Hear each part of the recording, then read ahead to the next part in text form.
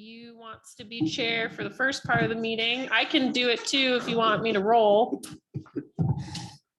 Up to you. Go ahead and do it. Okay, so we'll take you through. So we'll call a meeting to order at 6:33 p.m. on January 19th, 2022 of the City of Yreka Planning Commission. We'll stand for the Pledge of Allegiance. I pledge allegiance to the flag of the United States of America and to the republic for which it stands, one nation, under God, indivisible, with liberty and justice for all. Thank you. So we will move into roll call, and I apologize. I think I can get, your name scares me. I think I can get all your names. Me too. Sure. Commissioner Fernandez? Here. Commissioner Delvin? Devlin, thank you. The L and the V are hard to see in that. Oh, there you go. Thank you. Commissioner Osborne? Here. Commissioner Rosinski? Rosinski. Thank you. Here. All right. Thank you very much. And like I said before, we have an opening on Planning Commission. And so if anyone is interested in applying, they can.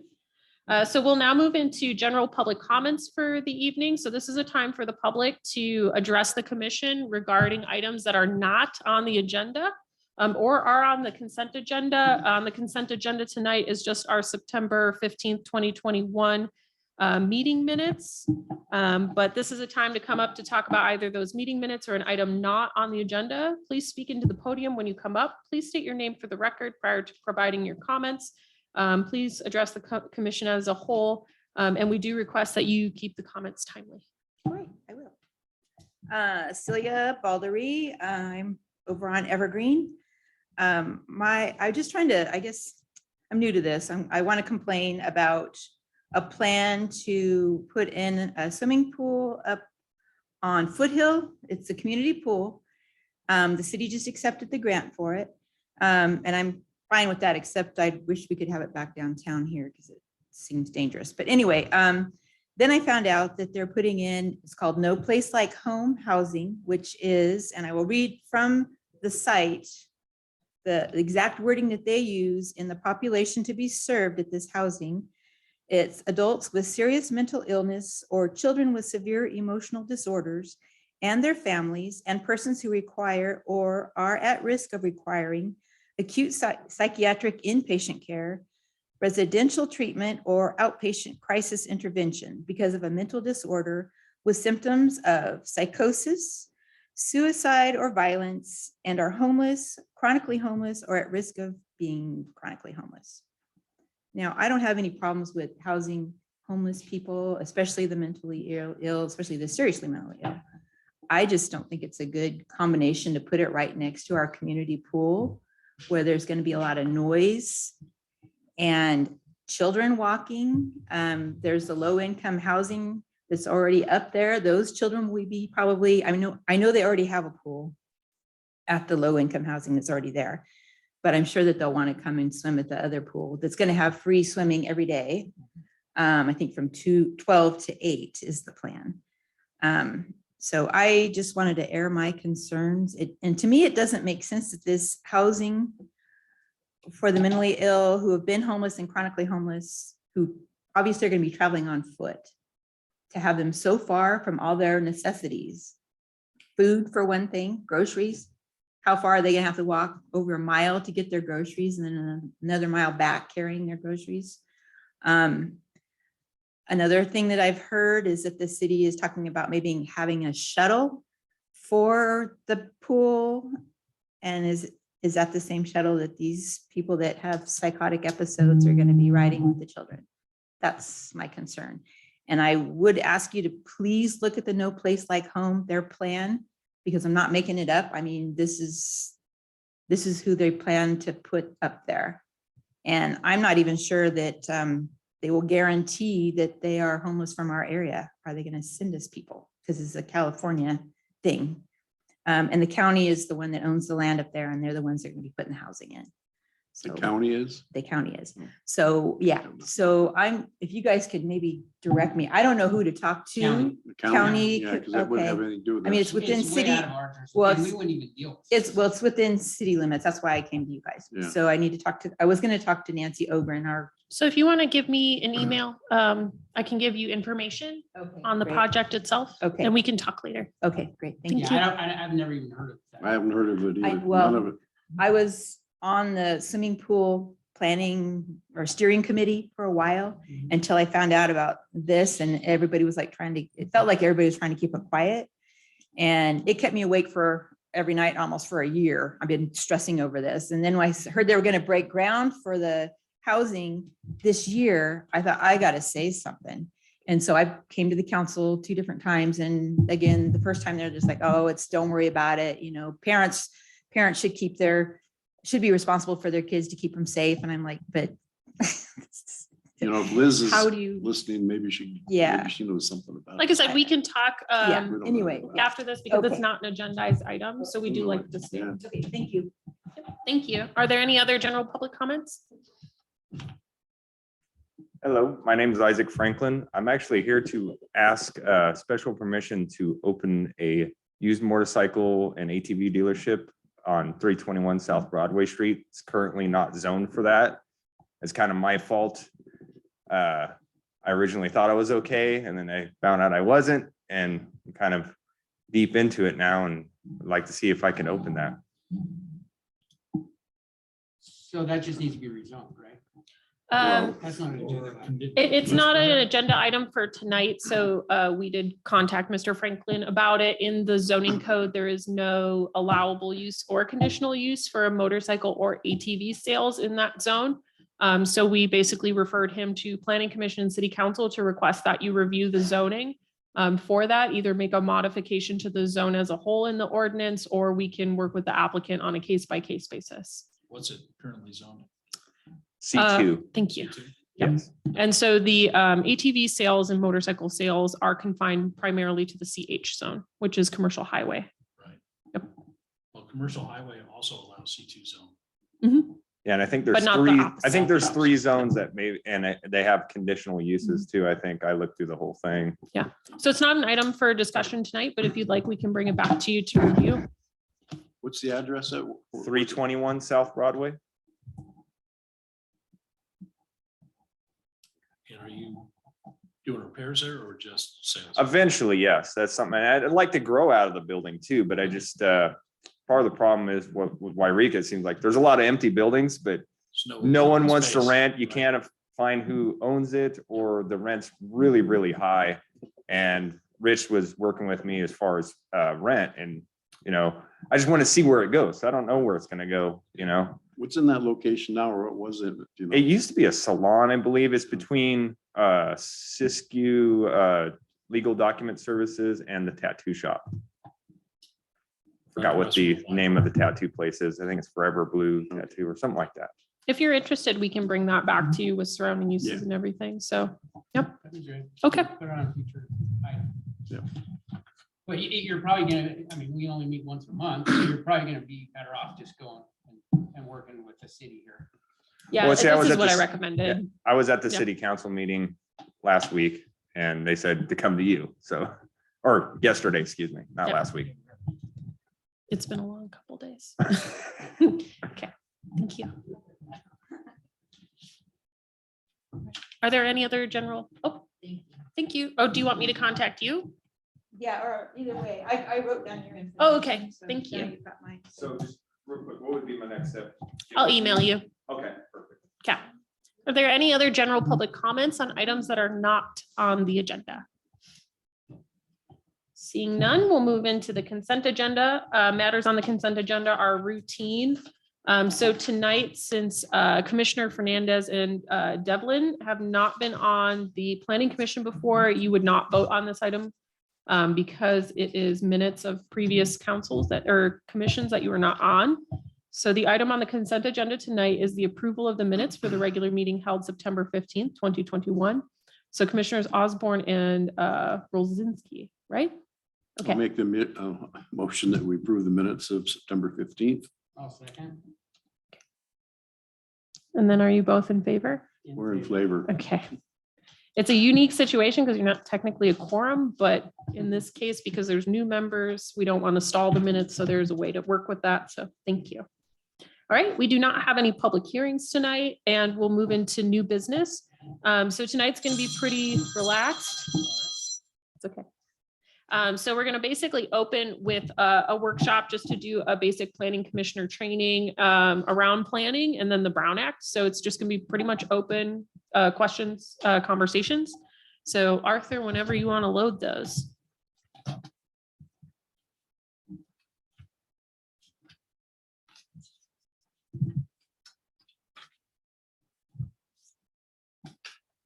So yeah, that one. Okay.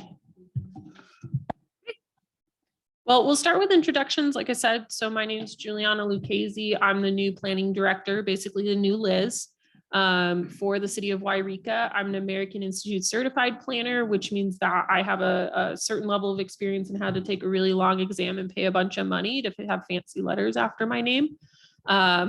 So we'll go over that in a little bit in terms of what we're trained on and certified on. I'm originally from Milwaukee, Wisconsin. I got my undergrad degree from the University of Wisconsin Stout, which is Wisconsin's Polytechnic University, like Cal Poly, in applied science with a focus on plant genetics. And then I got a master's in urban and regional planning from the University of Iowa in Iowa City. So I'm from the Midwest. I will go in and out of my accent. So if you like the word "o," we say along O's, so boat, o, and things like that. You feel free to laugh at me. It's fine. I laugh at myself. So I originally moved to California in 2016. I had never been here. I took a job as city planner for the city of Mount Shasta without knowing anything about it. Learned a lot. Very different from Yreka. Yes. So I worked there for 5 years, and then I left in June or July of 2021. I worked for N-Plan, which is an environmental planning firm that works with PACE engineering to do CEQA documentation, which is the California Environmental Quality Act, which we will do a training on later, but I'm not going to overwhelm you with that today. And then I accepted the job for the planning director of Yreka in November of last year. So I've come over, we're doing some fun stuff. Felicia, the one who calls you and works with you as well, assists me quite a bit. So you'll be seeing her at these meetings in the future as well. So we'll start over here. Okay, I'm Amy Fernandez. I was raised in Siskiyou County. First part of my life downriver in Sayat Valley and Yreka up until I went to college. Graduated in 1999 from UC Davis and came back here, worked in probation for 17 years, supervised drug offenders, sex offenders, high-risk offenders. And then in 2018, I got my real estate license and I've enjoyed being self-employed since that time. Thank you. I am Brian Devlin. Moved to Yreka about 6 years ago. I'm a certified residential appraiser for the last 30 years. I'm a California licensed real estate broker. I'm on the board of tax assessment appeals here in the county, planning commission, and part-time I work with the sheriff's department as a deputy, reserve deputy. So being in business here in town and currently building on a commercial site here in town, I was very interested to, in the direction the city's going and how we work with business owners and developers, get this community going again. Thank you. Are you doing a project with? Chief of Police? Yes. Yes, we are. Oh, I almost came to yell at you the other day. Sorry. Wow. No, so just to let you know, the city of Yreka has had about 60 to 70% of their staff turnover.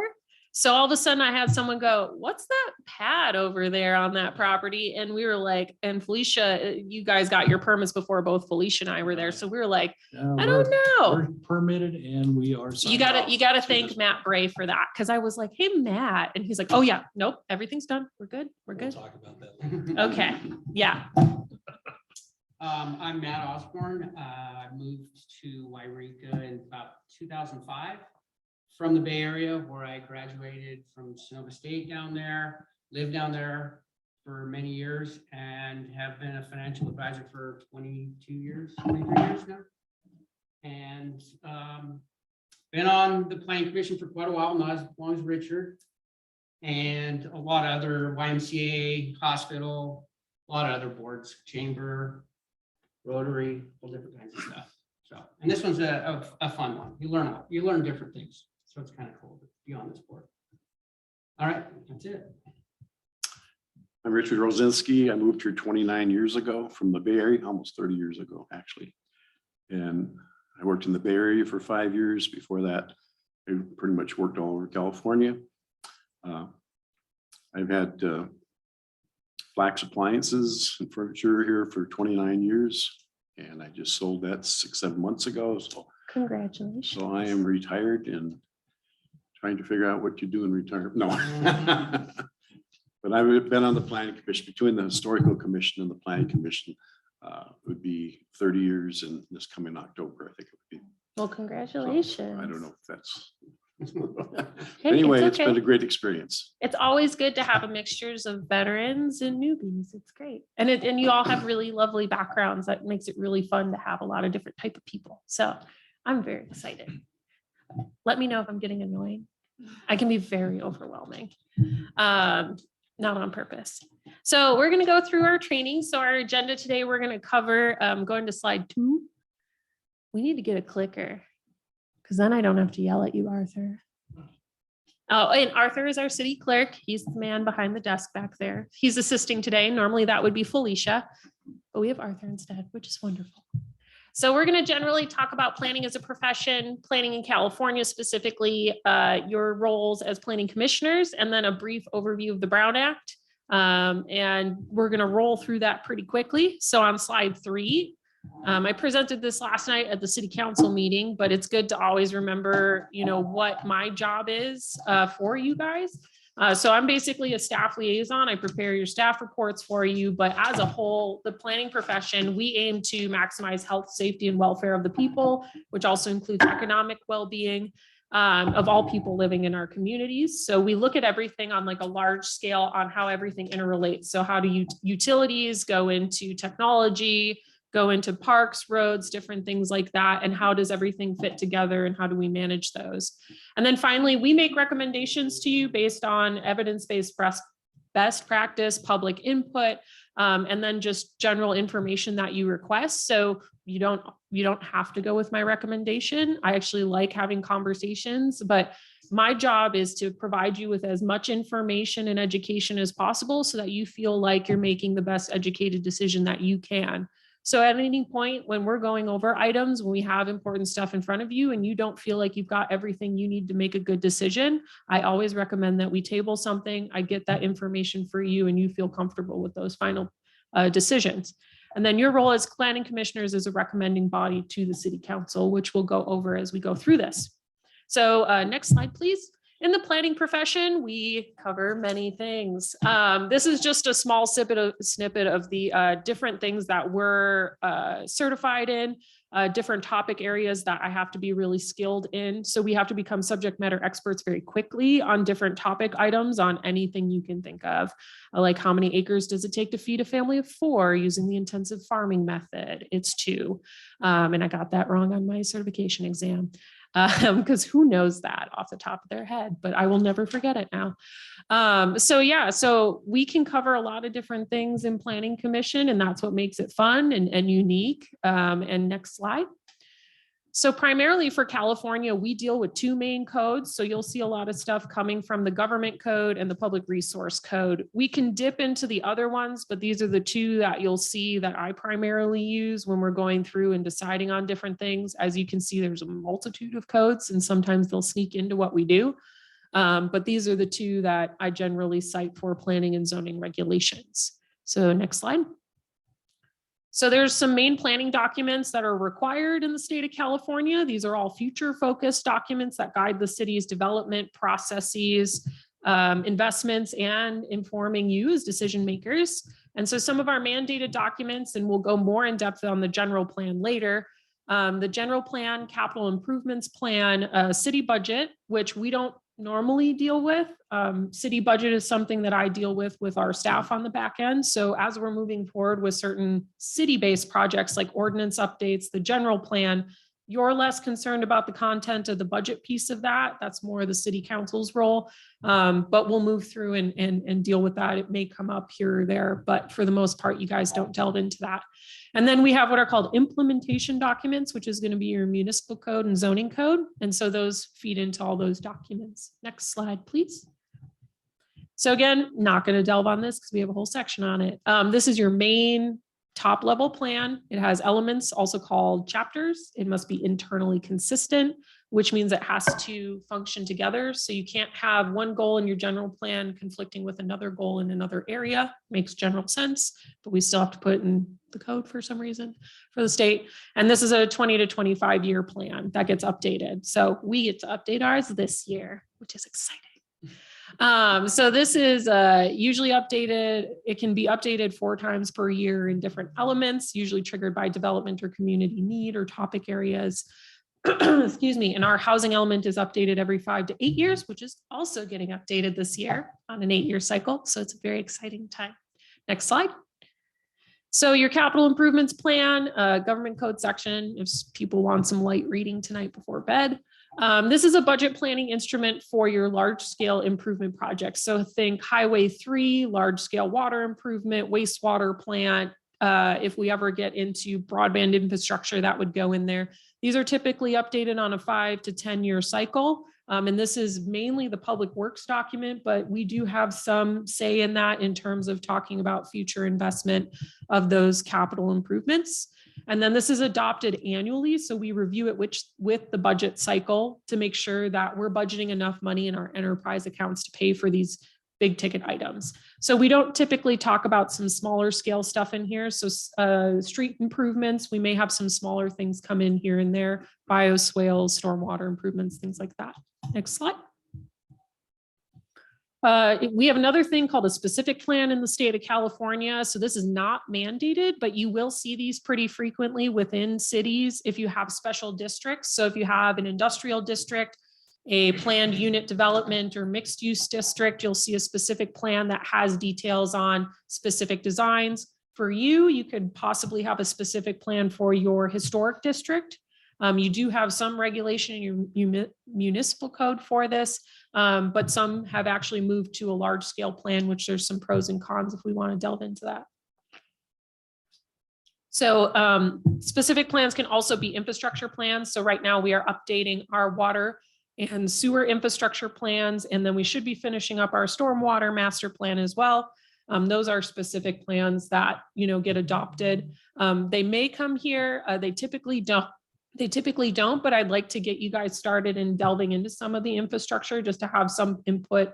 And also this is a good opportunity to have public meetings to really talk through things with people who live in the community when we're talking about infrastructure upgrades. Next slide, please.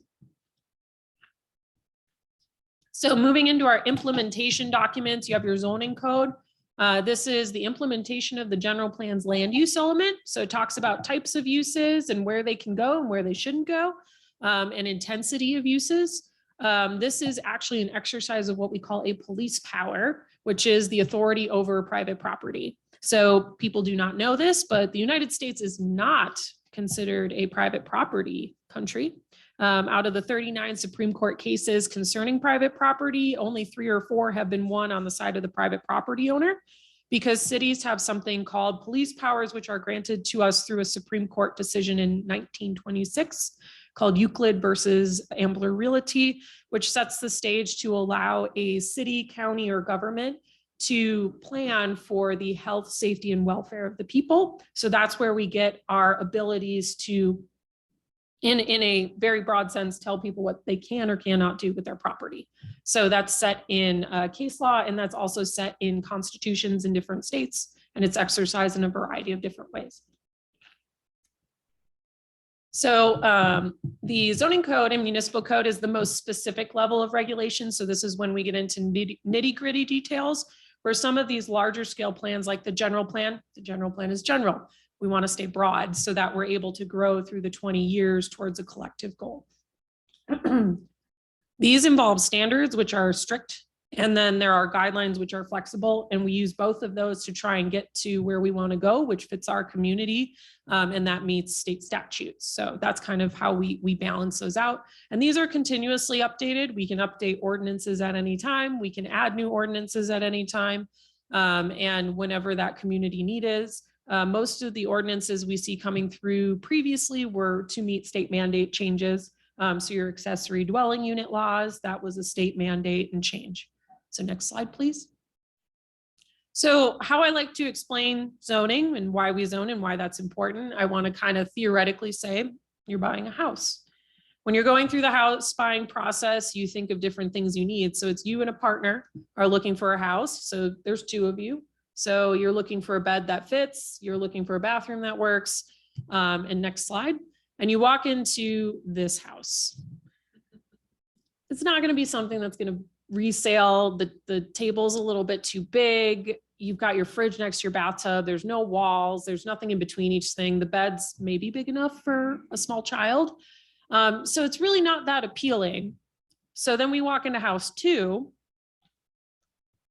and, fits a little bit better. The bed's in where it needs to go. We've sectioned off some of the uses that are a little bit more private, have some waste associated with them. We have our kitchen separated from places that could be a little bit dirtier. And this is basically like zoning. So it really wouldn't be great to have an industrial waste plant next to your residential neighborhood. You don't really want that. So when we think about zoning, we want to think about how these uses and how these things people want to do interrelate to everything else. Where are they in terms of proximity to the interstate? Where are they in proximity to utilities? And we want to make sure things are arranged in a way that, one, makes sense for what the community needs and wants, but also makes sense in terms of health and making sure those things are separated. And we'll move on. So the municipal code's the final one for implementation. And again, this is going to be your local regulations, restrictions, and processes. So this is where you'll find your business licenses, your nuisance laws, health and sanitation. A lot of these are linked to state regulations, and then these are, again, continuously updated as we need to do them.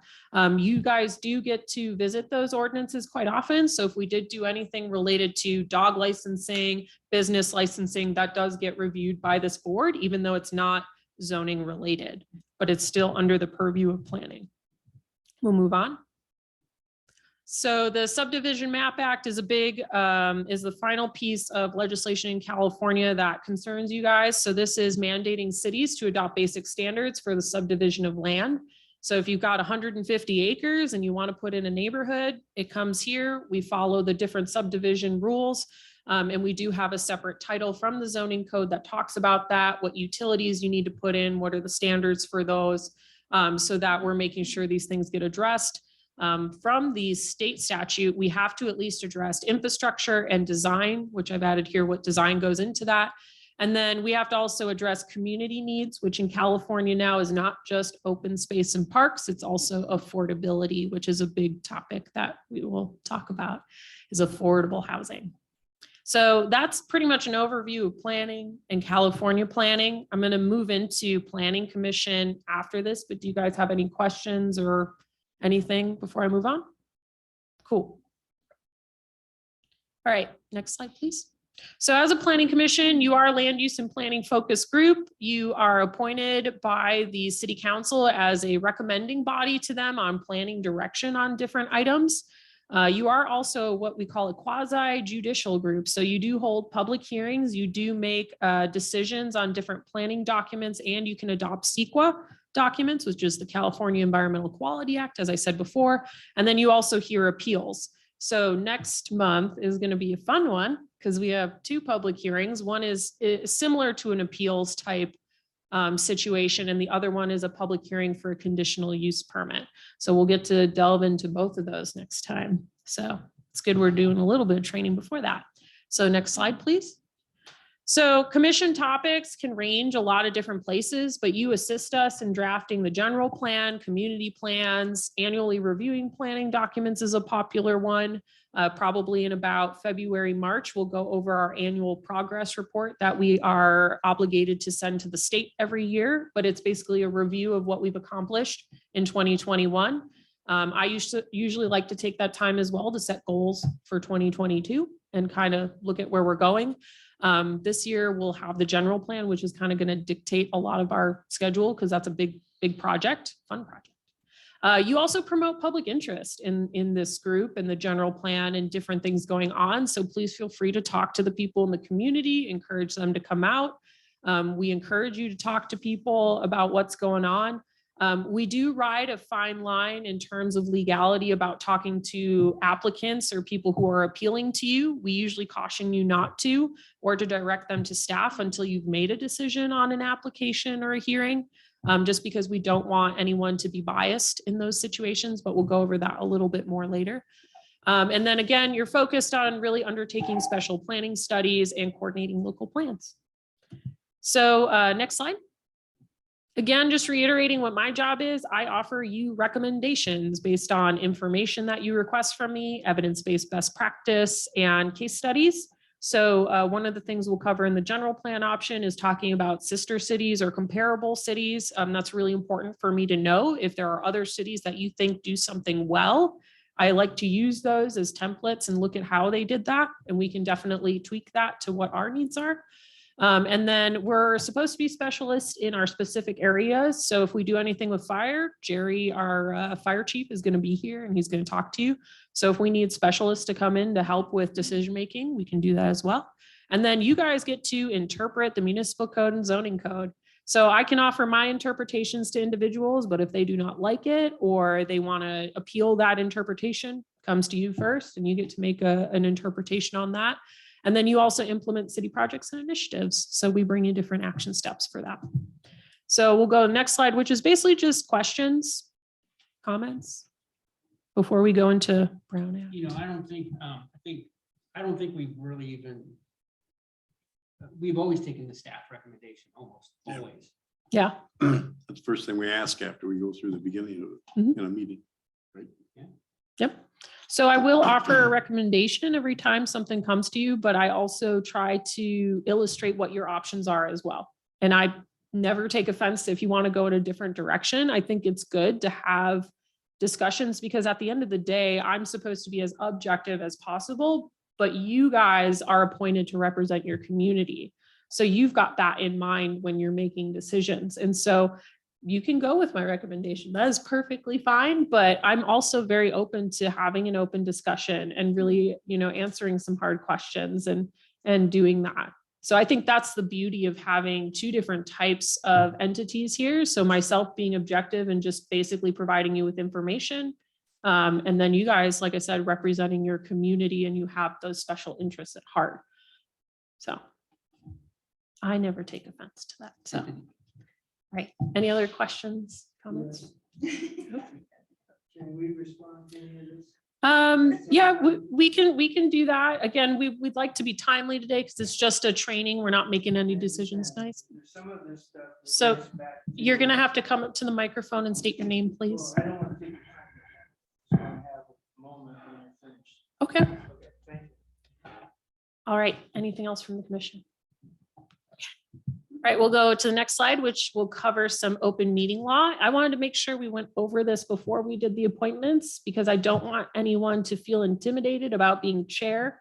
My job is to help you guys do that. So if anyone wants to be chair and vice chair, it'll be okay. We're here to support you. Vice chair, you take care Terms up in April. That'll, we're getting ready for the next item. You'll be back. All right, so again, if you'd like some light reading of the government code sections, I've got them here for your Brown Act open meetings law.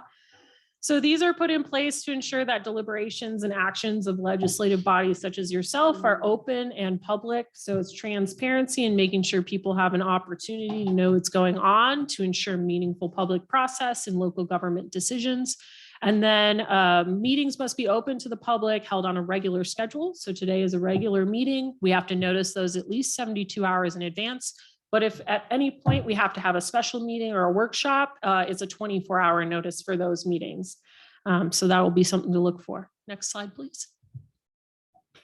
So who has to comply? Any board, commission, committee, or any body that is of a local agency created by a charter, ordinance, resolution, or formal action, except for ad hoc committees, which is typically less than quorum who can meet. So planning commissions are a state mandated body in California. So we are required to have you and we're happy to have you. So a majority of the planning commissioners can attend one meeting, but only as passive neutral observers. So if you do find yourselves at the same meeting, we usually suggest that you do not speak to each other about the item itself. And then we usually suggest that if you do make a comment, that you state that it is your personal comment and that it does not represent the city of Yreka or the planning commission. We actually really, if you're asking a city attorney, we usually ask you not to make comments at any other outside meetings. But if you do so choose to do that, which is your right, if you'd like under freedom of speech, we just request that you kind of state that this is my personal opinion, does not represent these. We really just want to be careful about multiple or a quorum of planning commissioners attending one meeting and appearing to be making a decision ahead of time and then getting to the meeting and then people accuse you of bias or personal interest or things like that. We want to avoid that as much as possible. So city staff, we can talk to any of you at any time or all of you at once, but you cannot hit reply all to that email is the big one. Excuse me.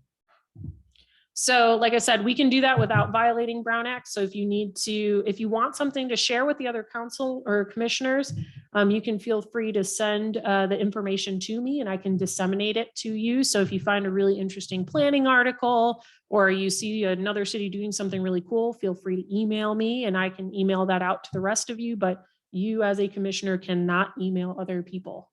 It's just part of how to comply with that law. So we'll go to the next one. So a meeting is basically when we have a quorum of you in one place. So again, if you do show up in one place and you're all sitting together and you're all talking about what's happening, someone can accuse you of having an unnoticed meeting. And we want to avoid that as much as possible. But again, do not want to discourage you from being community members and attending community events. If y'all want to sit at the same table and eat pie and talk about what you're doing for the weekend, I don't care. That's fine. But again, we do also want to keep perception in mind. So just be mindful and just make sure you're not talking about city business, not within this chamber and group. So again, agency business, this includes emails and telephones. One of the things we want to stay away from is called a serial meeting, which I think we will get into in a couple of slides. So I will do that then. So our meetings do require a quorum. So if we have less than 3 of you, we cannot have a meeting. So if that happens, what we do is we cancel the meeting, we put a notice out, and then we will either reschedule a special meeting that works for your schedules, or we will just wait until our next regularly scheduled meeting. So we'll go to the next. So what is not a meeting? Again, individual contacts and conversations. If you two want to have coffee one morning, you can do that. But again, be very careful about how you do that. Conferences open to the public. So any of our workshops for the housing element general plan, we encourage you all to go and listen to your fellow constituents and community members. Again, you're attending as just a resident, just another community member, but we do ask you to maybe don't all 3 sit together. Other legislative bodies, so you can attend a city council meeting, you can make a comment at a city council meeting, but again, be very careful when you do that and make sure that you are speaking on your personal stance and not that of the body. Also, we do warn against commissioners making public comment on items that you have already ruled on. We usually say, please don't do that. But again, if you do want to make a comment on it, just be very clear about that it's your personal viewpoint. So, and social ceremonial events. If y'all want to go to a high school graduation, you can go. But again, maybe don't sit together. All right, we'll go to the next, which is our serial meetings. So there's a couple of different serial meetings. So there's what we call a hub and spoke. So a superintendent briefs a board member prior to a formal meeting and reveals information about other members' respective views. So if you call me and you want to know, hey, what's going on for the next meeting? What do you think is going to happen? I'll give you my personal, like from my report and what my recommendation is going to be. But if I then talk to Amy, I'm not going to tell her what you told me in terms of the way that you are swaying towards that information. So that is a serial meeting under the Brown Act, and that is illegal. There's what's called a daisy chain, where if Amy calls Brian and then Brian calls Matt, that is a violation of the Brown Act, because all three of you have technically conferred with each other per the Brown Act. And so we can't do that. And again, do not hit reply all on an email, because that does count as a serial meeting and we have to do that. So the thing I need to bring up about the Brown Act is we have a cure and correct letter. So if anything does happen, it's okay. You're not going to jail. You're not getting a fine. Usually what happens is someone says, I saw Matt, Brian, and Amy together. They were talking about city business, and I think this is a violation of the Brown Act. And then we, as a city, with our attorney, will respond, and we will do what's called a cure and correct letter. Typically in that circumstance, you'll probably have to go through another training like this, and we will ask you not to do that. But we do get basically an option to try and correct what happened. And so that's the same thing for a meeting. If we do happen to hold a meeting which may be deemed inappropriate under the Brown Act, we have a cure and correct option to correct that at that time. So not to scare anybody, no one's going to come knocking on your door tomorrow. But again, we do want to keep that in mind to let's not do that. All right, we'll go to the next one. So an open meeting, requirements for that, we have to notice it, 72 hours for regular, 24 hours for special. We do have to put out an agenda. It does not have to be the full packet, but we do have to at least put out an agenda of the items that are going to be talked about. And if there is going to be a decision, open in public, all persons must be permitted to attend, and no secret voting. So we cannot do a closed session with people not here. You do have to have people here for your deliberation and voting. And then we do not have conditions on attendance. So we don't have to make people sign in or charge for attendance. Those are not allowed. So we'll go to our final slide for this one. So rights of the public, they have the right to address you on matters before the agenda that are under your purview. So for the Planning Commission, that's pretty much planning and zoning items. If someone wants to come here and talk about the city budget, I mean, we can let them, but again, you don't have purview over that, so you can't take action on that at a future meeting. For general public comment, when they give comments in response, you cannot act on that during the meeting. One of the things that we are talking about in terms of running a proper Brown Act meeting is there is typically no back and forth with public commenters. Typically, they give their public comment for a specified time limit, and we keep that time limit. And then the commission may discuss that or ask staff to address that comment after the full public comment has closed. I know that is very different from how you've done it in the past. And I know that's very different from the city council, but one of the things we are trying to correct is that could get us in trouble with the Brown Act, because the biggest thing we have to do is we have to be fair and equal in how we do things. And so if one person is able to talk for 15 minutes per the Brown Act, you have to give everybody that opportunity. And that may lead to very long meetings. It may lead to disorderly conduct, which takes us off the purpose of our meeting. So we really do strongly suggest that whoever is chair, that we do hold people to time limits for public comment. Right now it's 5 minutes, which is very generous. That there is no back and forth between the commenter and the commission. Again, we do have a section of the agenda for staff and commissioner comments where we can address anything that comes up in public comment. But we usually ask that there's no back and forth between that. Because again, you're here to make a decision typically, which if we do have some more looser items like this, we can open it up and be a little bit more flexible. But when we get to the public hearings for next week, we do have to follow a very strict, very fair, itemized process. So we'll work through that, and that's okay. And it's okay. But we want to make sure that we're consistent. And that's why we really do want to time people and make sure that we're following an orderly process. So, and then we cannot prohibit public criticism of the agency and governing body, but personal attacks do not need to be tolerated. So if someone does not agree with something that you did and wants to be upset about it here, that's okay if they're targeting you as a body. But if someone gets personal, we can ask them to leave. I have been in meetings where that has happened. So If you ever feel like you need advice, I am here. I've sat through Mount Shasta. I've sat through a lot. All right, and that's it for this item. So do you guys have any comments, questions about Brown Act, Planning Commission, anything I can help you with? I know that's a little bit different, but It's trust me. very different. I know. We always used to talk to. Yeah, and what we typically do for that, if that's really what you guys want to focus on is more back and forth, we can cater a specific meeting to that. So that's why some of our general plan workshops where we want that back and forth, we will notice as just like a workshop. And then we'll basically kind of break away. We'll introduce the meeting so that you can all be here to do it. We'll do it properly. But what we'll basically do is I've done this for roundtable, charrettes and things like that. And so we'll do that for you.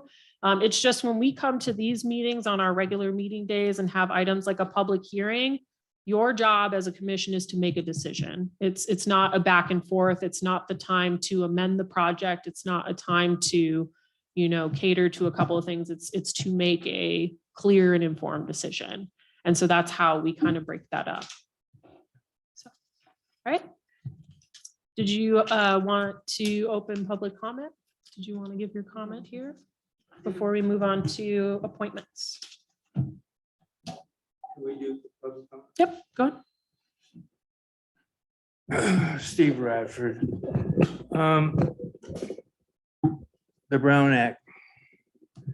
So if like we're out in public together, a couple of us or 2 or 3 of us, and we're talking about an issue that we have concerns about, we can't discuss that among ourselves as far as being a commissioner?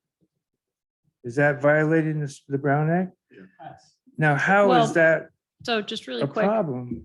So we're just talking about members who are appointed to this commission. Right. So all of them could come and talk to you as an individual, but 3 of them could not come and talk to you at one time. Okay, but if I was on the commission, which I'm very Correct. much interested in being a member, I was on the planning commission election thing this last time, and right at the last minute dropped out because I got sick and tired of politics. But now I'm back again. I can't help myself. So I am open for that opening, if that is in fact an opening. Yep, there is an Yeah, opening. because you need a quorum, right? Well, so we do have a quorum. We have an opening because we have a total number of members of How do you 5. have a quorum though? With So 4? a quorum is 3 out of the 5 have to be. Right, filled. exactly. Yeah. And we don't have the 5th person, so, exactly, okay. Okay, yeah, Yeah, we just need 3 Got it, people. got it, got it. So if you were to become a commissioner, you Mhm. could not be in communication with 3 or more of the commissioners at one time. So if you saw Amy out. Why and- is that a problem? So it's can considered you- a serial meeting. So because you're a voting majority, Mhm. what the Brown Act says is the voting majority is all discussing an item and coming to a conclusion. You're basically having a meeting without noticing. And that doesn't give the public an opportunity to see the transparency, to understand how you're making your decision. So for example, if you were an applicant, or let's take. I the understand general- it, yeah. all you're okay. saying. I understand all that. It just kind of, I'm very suspicious of California, very suspicious of California. California is the most corrupt state along with New York right now. It's crazy. It's probably 90% owned by the Chinese. And so, and then we have this Governor Newsom, and he's just a continuation of the problem that we've had for many years. So the stuff that comes forward from California kind of turns my stomach in a lot of ways. And the fact that, I understand everything you're saying about the Brown Act, but when I have a real issue and I need more input, and only people that are very passionate about things are people that are on boards. I'd love to go talk to, we talk to the city all the time, or the public. But these people are involved in a decision, and I find it hard to not be able to say, hey, bud, I really have, last night's meeting, So yeah, we can talk about that more after the meeting too, but I think the big thing is you can still be incredibly involved as a resident and as a citizen attending these meetings and giving comments. getting the word out to people. That is just as important as serving as a commissioner. Right. So I think that's something we can definitely talk about. I think there's, yeah, so I think there's definitely ways Dwayne, that we can, I'll go back to Dwayne and give, you know, Yeah. see what I can do about getting on there. The other thing is on the list of the first couple of slides there, you know, right away that Matt, you know, I'm not pointing fingers or anything, but just, there was a comment made that that's not us, that we're not involved in that project up there. Isn't that city property up there on, across from I Nate? don't- if it's, well, if it's in the city limits, we would deal with that, right? typically, it depends. Yeah. That's, so what you will learn with planning is that is typically my answer. So there are circumstances where the planning commission does not have purview over a specific property. So the tribes is going to be a big one. So if it's a tribally owned property, we have limits in terms of Right, exercising that right. Federal properties are completely exempt from us. And schools are another great area in California. So that's a different one. There are some things we contribute to, but some we do not. So there, it depends. So again, we can't comment on a specific development tonight, but I can get you more information and talk to you about I that just want to specific point one. out, well, my question is, isn't that on city property? Which You know, one? right there on Foothill and Vista. It's part of the city. It is part of the I don't know city, if it's but in city owned limits. by Okay, the well, that would be property. something to find out as a, I would think as a commission, not to get out of my own shoes here, but Right across from you know, this is a big item because we want a pool, but we Okay. don't. You Sorry, know, I was trying to figure out what you were talking about because you were just Oh, I'm talking about different sorry, yeah. properties. But what I can do is that's something, so for the record, for the commissioners, if something comes up like that and you'd like more information, I can provide you with a memo kind of briefing you on the project and different things with that. And that's something we can make available to you as well. Just give me an email or a call and I'll make sure you get a copy of the memo with Yeah. information. Because I think it is a planning thing, absolutely for this. The county has already approved the housing thing, but if it's on city property, I believe it's county property. And the city, no, they're buying the property for the pool, but we got to find out if that's in city property and find out how much the commission could be involved in that. So I appreciate your comments for Yeah. tonight, but Okay. again, it's not, Thank you. I just want to keep us on track for today, Right but on, I really right do on. I appreciate it and yeah. like to talk to you about Very it. concerned. We're all concerned. Yeah. Yeah. Thank you. Does anyone else want to make a comment or have a question? Okay. All right. Thank you, guys. So moving into item number 2, commission business, appointment of the chair and the vice chair. So this is an annual appointment. We typically do this after new members come in. So we would typically do this in December, January. Excuse me. So, Okay, I have a question. okay, Who made the decision not to have 7 on the, or more people on it? city council. Do you want me to advocate for you to have 7 again? Yeah. Okay. Do you know how many times over the years I've gotten call at home before? Matt Yeah. probably has to, numerous times. Yeah. Can you make sure you're there? Because we're not going to have a quorum.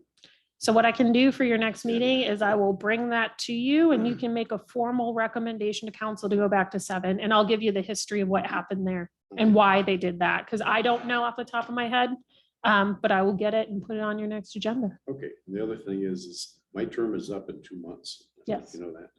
But and usually I get a request from the city council and they have to approve me to be back on it again. Mhm. And then I think Matt and I are both a little shocked tonight that we're the only 2 left because he travels a lot in the summertime. And I plan on, I'm retired. I probably plan on doing some traveling come May to July also. Mhm. But so, All right, I mean, yeah, unless, I mean, you guys are pretty new to it, but you guys want to be, you know, or Well, and if I, like I said, if I know that you are most likely going to be gone, I can also make sure that those meetings are a little bit lighter in terms of not scheduling something important like a public hearing. But like I said, we're going to be doing a lot with the general plan over this year. And then April through June is going to be a lot of our public engagement for that. So most likely we might cancel our regular meetings to focus more on that, to give you guys time to attend those other meetings. Or if we do happen to have a regular, it's just going to be focused on the general plan and giving input on that. So we can make sure to cater around your schedules, but yeah, I can definitely bring that back and we can talk about it. I also want to talk about our meeting times, just to make sure to see if this works for everybody. So we'll do that on the next agenda. But back to chair and vice chair. So I don't want anyone to be afraid. Chair just basically runs the meeting. So basically how I've been running through everything. I can be your timing police and make sure that we're being timely, and do that for you if you don't want that dirty job, because it's uncomfortable. Yeah, basically, if anything, I do like to meet with the chair and confer and go, hey, here's what's going to be on the agenda for next month. Do you have any issues? Do you think there's any problems? I do like to do that. So that's probably just going to be one email a month from me with the draft agenda. Vice chair, you don't do anything except for fill in for the chair when they're not here. So, I don't mind being chair. okay, You want to be vice chair? 'Cause I'll be your vice chair. vice chair. There you go. So let's get through 1 year doing Yes, this. yes, I think. Yeah. Same with the appeals board. I sit on that as a chairperson. But I would like to see how these meetings run. So Because how long is the term? 1 calendar year. See, and we haven't always stuck to that either. No, I think I had 3 years. in a row. Well, maybe you were just that good at it. What's I that? had it 2 years in a row twice. So, Need A a vote? nomination. yep, if you just want to make a nomination for chair and vice chair, you can do it in one sweep. Nominate Matt for chair and, okay, for vice chair. Nominate Richard for vice chair. I'll second that. Okay. Oh, I thought you were gonna be vice chair. Your vice chair. He's going to take a back Let him- seat. let him Oh, get you're through back this up. year. Thank you. Do you want to be chair?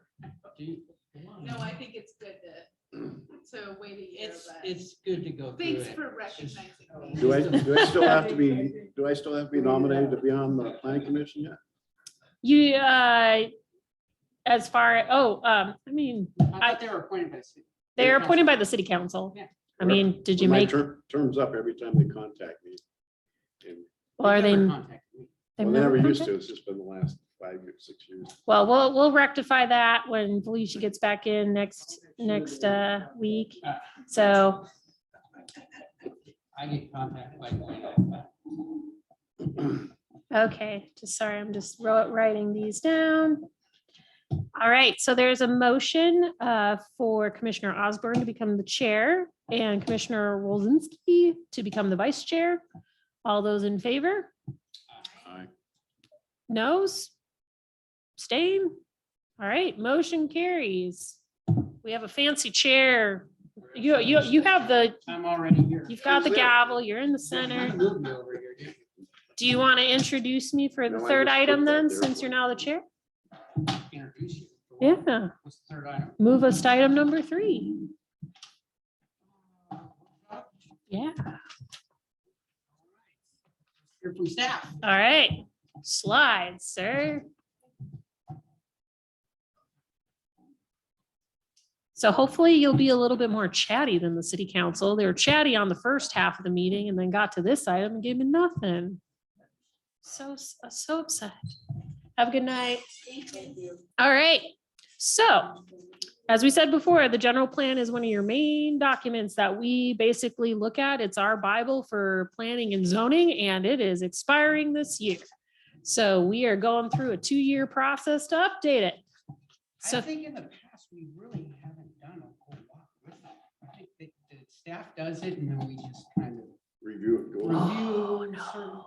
We're gonna have fun. Work. We're gonna do stuff, All right. fun stuff. Okay. So we just put together the branding and everything for it. So we're discovering golden opportunities. That's our fun little thing. Basically, yeah, this is going to be a new process for everybody. In the planning profession, we really strive to do inclusive public engagement. We really want to be doing some fun stuff. And so this is starting that process, and we're going to go through the schedule today. So slide number 2, please. So today is going to be just an overview of the scope of the general plan, so you know what topics are in it and just kind of address some of that. If you've got specific questions or topic areas you think we should cover, this is the time to bring them up. We'll also briefly cover our community engagement plan, and I think there is just a general budget in there that you don't have to care about. It's expensive. That's all you need to know. And then we've got discussion and feedback at the end. Slide number 3. So the general plan is separated into chapters, which are called elements in the state code. So we have land use, circulation, which circulation includes all transportation, utilities, telecommunications, energy, all the technology stuff is in there now. Conservation, also known as natural resources, open space, which is basically parks and recreation, noise, which is very unique to California. I've never seen that in comprehensive planning until I came here. Oh, Very, a lot. very obsessed with noise here. Safety, housing, environmental justice is a new one. So that is Senate Bill 1000, which is a new state regulation that's required to be addressed in all general plans. And then we are recommending that we move forward with an optional element for public facilities.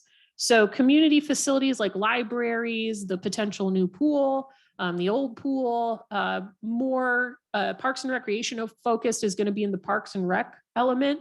Public facilities is going to be concerned with police services, fire services, and public works. So you're going to see a lot of that stuff there. We need a new fire station. That's going to get talked about in public facilities. So we'll go on to slide number 4. So we're going to follow 3 different phases in this process. So we're going to do some foundation work. We're going to explore some topics, and then we're going to refine those recommendations. So slide number 5, please. Foundation is going to be us doing some work on a future vision. What is the city of Yreka going to look like in 2044? So this is a 20-year timeline, and this is a good time to really think about what's been changing in the community, address what's going on in the nation, address what's going on in planning trends. You know, this is going to be the portion of it that sets Yreka apart from any other city in California and the United States. So Fort Bragg's going to have a different vision from us, which is going to be a different vision from the Coachella Valley. And this is where we do that work to do that.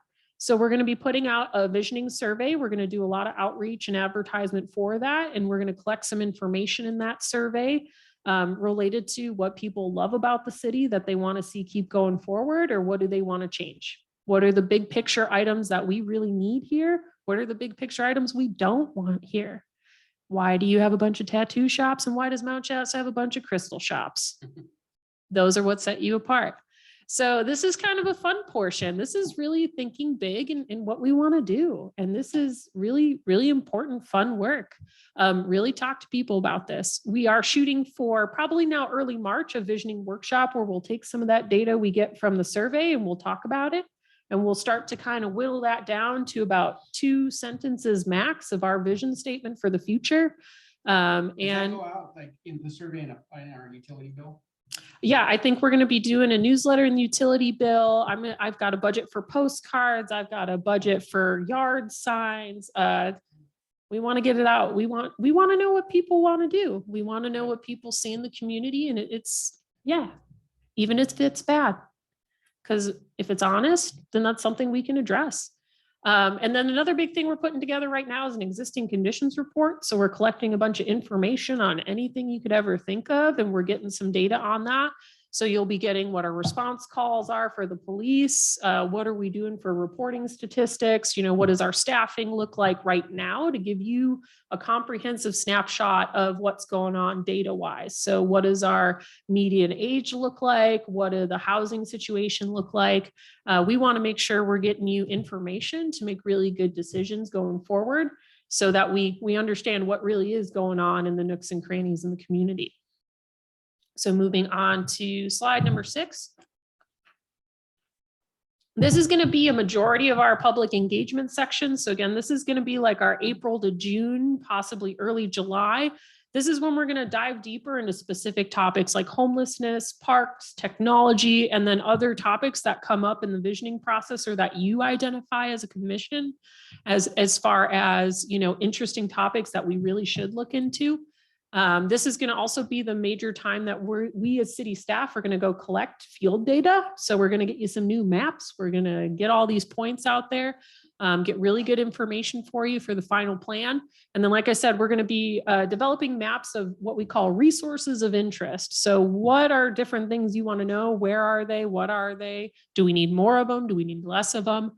So we're going through and doing a lot of that data collection, what we like to call data mining. So going through that. Slide 7 is our final stage, which is refinement. So after we get all of this public input, after we come back to you, we're going to develop a series of recommendations for goals, policies, and implementation measures.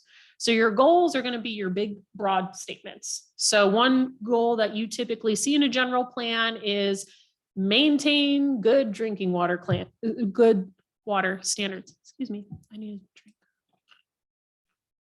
Maintain drinking water standards. Great goal, very broad goal. How are you going to do it?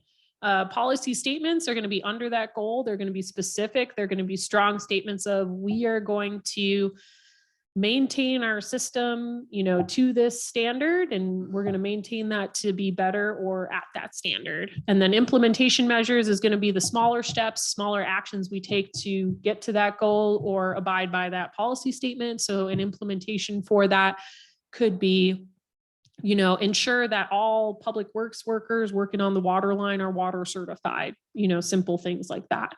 So those will go throughout all of the different elements and have goals throughout all of those things that are determined by you guys.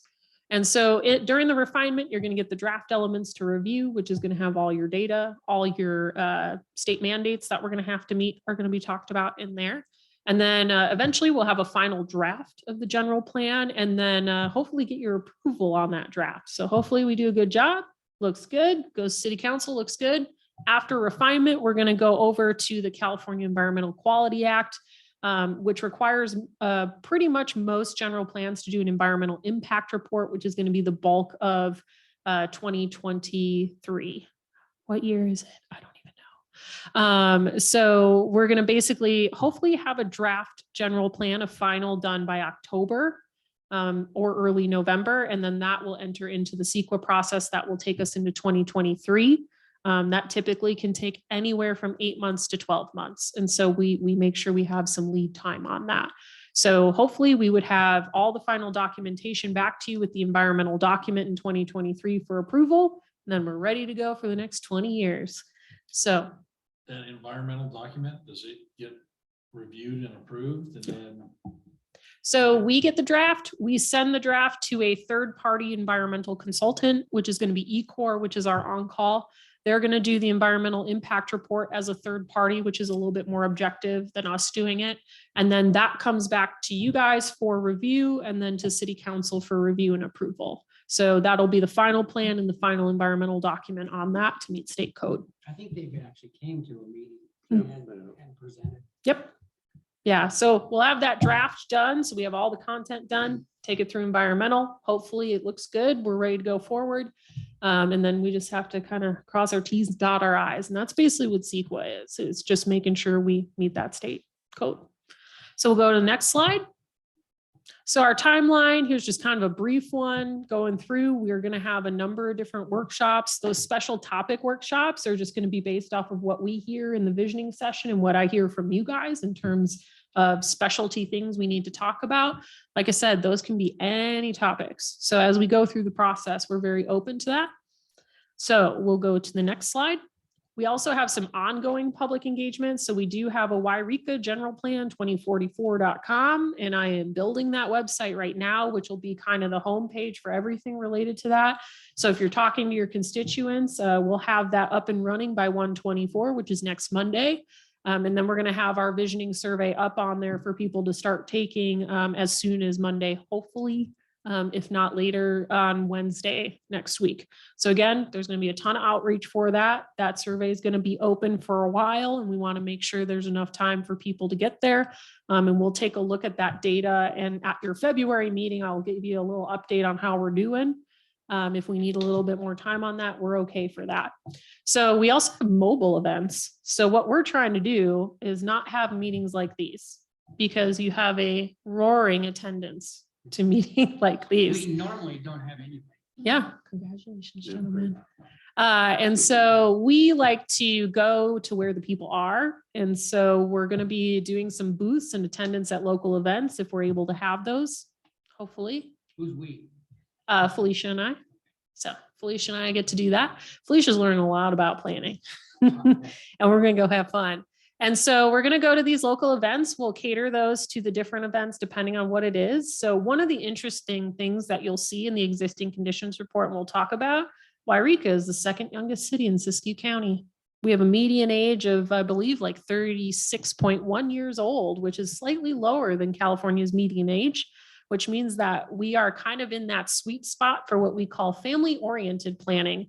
So most of our population is between the ages of 25 to 45, which means that we can kind of focus more on some family-oriented planning techniques, where the oldest city in Siskiyou County is Mount Shasta at 58.7 years, which means that their little graph of where everybody is in the population is mainly over in the retirement community area, which is fine. That's perfectly okay. But then these solutions and tactics that we go for here are going to be slightly different than what we go for. Totally different Yes. demographics. Yes. We have a younger population that is dependent on checks coming in, whereas you have an older population in Shasta, people Yeah.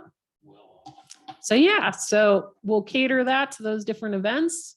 And so that's kind of the stuff that we talk about and what's kind of unique to your situation. Yeah, when I got that preliminary data from the 2020 census, I was very surprised, frankly, because Siskiyou County in general tends to be a little bit older in terms of median age, which is fine. Again, none of these things are bad things. It just changes our frame of mind when we're coming up with goals, policies, and implementation. So Yreka itself is actually a fairly young city for Siskiyou County. Tule Lake is the youngest, surprisingly, at Truly late. 32 years. Wow. Yeah. And again, it depends on who took the 2020 census. If they had, more people taking it, I don't know. All 15 of them. But again, I found that very interesting in terms of data. That really changes my frame of mind when I'm recommending things for you guys to take a look at moving forward, because we keep those things in context. So we'll be looking at some of those things. So for local events, if we're doing something that's a little bit more family oriented, we're going to focus on those family local events, make sure we're getting the parents involved and what do they want to see for their kids. We also like to go and talk to the kids. Some of my favorite planning workshops have been with children. Park planning with kids is fascinating, just fascinating. They come up with really good ideas. And then we got a fancy term called a walking audit, which is just really, really fancy technical term for walking around your neighborhood and taking notes on things you like and don't like. So we'll be doing a couple of different walking tours of the downtown, and hopefully we'll get some people to walk with us and give us their input on what they like, what they want to see, what they don't want to see. We'll do a couple of hikes around Greenhorn and some of the other parks and possibly do some neighborhood-based planning. You guys have some really nice pocket parks, so they're just kind of dispersed throughout the city. So it's really great for us to maybe stage a couple neighborhood-centered events to really get in there. So we're really trying to focus on going to those places. The other thing too is we're looking at doing presentations to special interest groups. So if you have any clubs or anything that are specifically interested in parks, specifically interested in hunting, specifically interested in whatever you want, we will be more than happy to do a special presentation to them to get their input on their focus area. And really, like I said, we want to go to where you guys are at. We don't want to make them, come here and sit in those olive green seats, which are beautiful. I know Rotary, well, you've been in Rotary, we spent a lot of money at Greenhorn Park. Mhm. Raised a lot of money Mhm. and did a lot of projects there. Yeah, so knowing those and who I should contact to get on your presentation schedule would be lovely. So yeah, we're focused on that. We're also focused on, being available for public events on the weekends as well, when people may have a little bit more free time, and trying to cater to that. So like I said, the biggest thing is we're just trying to get more people involved and, really get some of those ideas, because some of the best ideas could be someone who's never come to a meeting before and just notices something in their community that needs to change. And we want to capture that. So we'll go to the next slide, please. So special notice. So we have hired Plan West, who is a consultant. They are going to be taking over the update for our housing element. So as you know, housing gets updated on an 8-year cycle and not a 20-year cycle. So they have to complete the entire thing plus the environmental by November of 2022, or we lose all funding. So that is on an accelerated path, and that will be done. We have a workshop next Wednesday, starting at 5:30 here in the council chambers and via Zoom if you'd like to tune in. It's going to be our first of 2 workshops, and we're going to be talking about what the housing element all entails and specifically digging into that, and Plan West will be managing that. So we really highly encourage you to get the word out about that one. We've got some advertisement in the paper and notices. So we're hoping people come and talk about housing with us. So we are including homelessness conversations in the housing element. So if you have people who are interested in that topic area, to definitely attend on Wednesday or continue to kind of be part of the general planning process and housing element update. They will have another workshop in late April, which we will advertise as well. And again, these are all open to the public, and it'll be running in tandem to our process, but they will finish before we do because we have to get it done by November. You said The homeless topic is included? Mhm. Yes, so that is all part of housing as a whole and discussions about that. So next is the budget. Again, we're going to keep it at a affordable $220,000. Yeah, I don't think we've ever seen that. Yeah, that's actually, that is very affordable. So typically they are going for anywhere from $260,000 to the example I gave last night, which is the city of Napa, going for a full 3.4 million. So they are not cheap. We have a lot of state mandates we have to do. We have to do a lot of legwork. We're doing most of this as internal. So most of this is actually paying Felicia and I to start drafting and doing the research for this, but we will have to go out for a proposal for an acoustic engineer because I am not skilled in that area. So we need an acoustic engineer to do the citywide noise contour maps that are required in your noise element. So that's something that we will be going out to go get for that. So basically what they do is they place equipment throughout the city and basically measure the noise levels at different contours throughout the city. So they usually take Interstate 5 into account, and then they'll back away from that.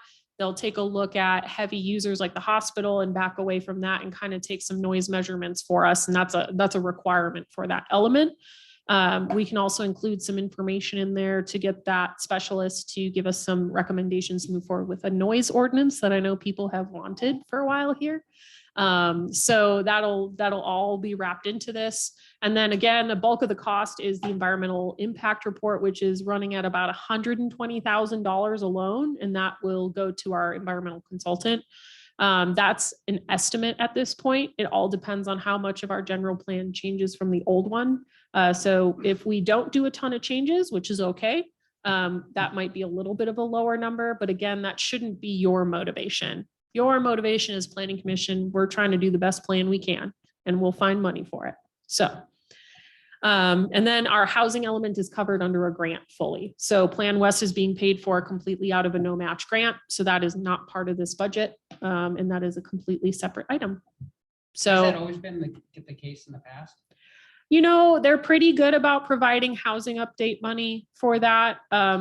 Yeah, but I'd have to take a look at when we did it 5 or 7 years ago, 7 or 8 years ago, when we did that last update. But yeah, for the most part, we can usually get some housing funding. But yeah, a lot of the times the general plans are coming out of your, what we call the general fund, which is your basic tax revenues. So we'll go to the final slide, which is just discussion and feedback. There are some questions that are in your packet. It should be on the last page. I have them typed out for you in that little memo that I had, and the memo had way more information. If you want to really dig deep, it should be in there. Or sorry, it's not the last page. It is page 38, 39. So starting at the bottom of page 38, you got your questions started there. And it is now your floor, whatever you guys want to talk about. So what is this part right here you're talking about? Recommendations and request action. Yep. So there's a couple of questions that I've got for you guys in terms of, this is the time to definitely bring up, do you have any comparable cities that you like how they do things? I don't know who they've compared to. You know what? They've never really They've never told come us. to us on that. Well, it's up to you. Who do you like? What do you like?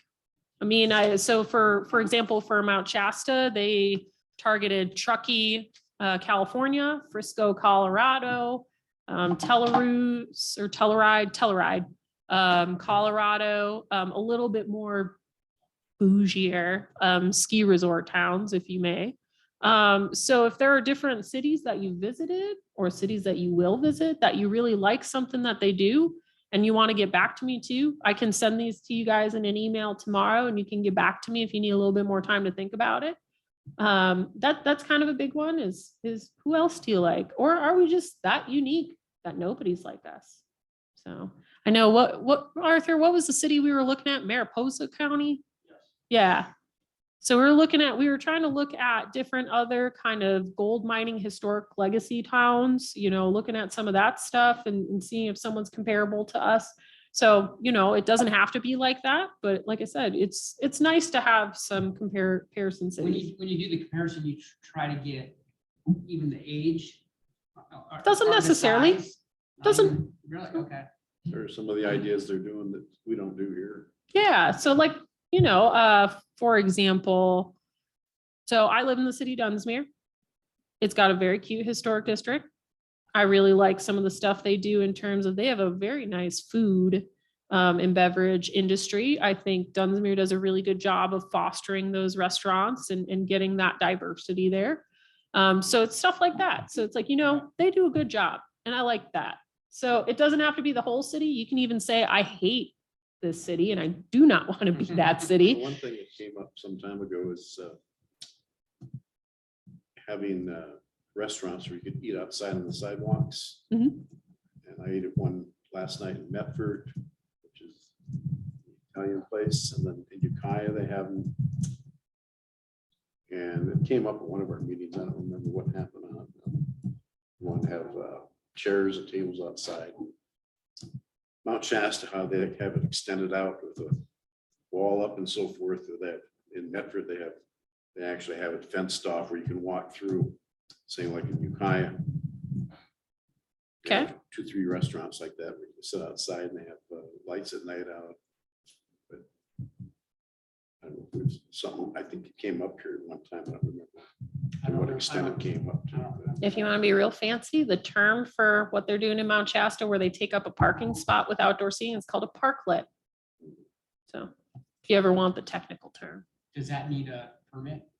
It's typically an encroachment permit. And then the other thing too, that we usually talk about at this level is, do you want to have design guidelines for them? Do you want them to follow a certain, design? There's a lot of cities that do them. Do you want to restrict it just to dining areas? We can also do it for libraries that want to have extended seating outside. We can do it for bike racks. If you need more bike racks in a certain area, they've taken up a parking spot and done that. So there are a lot of options. Like I said, I'm not joking when I say the world is your oyster. We can make things happen if that's the direction that we want to go. Or if you've been overseas and you've been to foreign cities and you like them. Did the planning commission talk about, I've kind of heard about it, like on Main Street, or Minor Street, down in the old part there, making that a one-way street. Yeah, it's come It's up. been- That's come up many times. Expanding the sidewalks, that kind of. The reason that was never approved because of the fire department.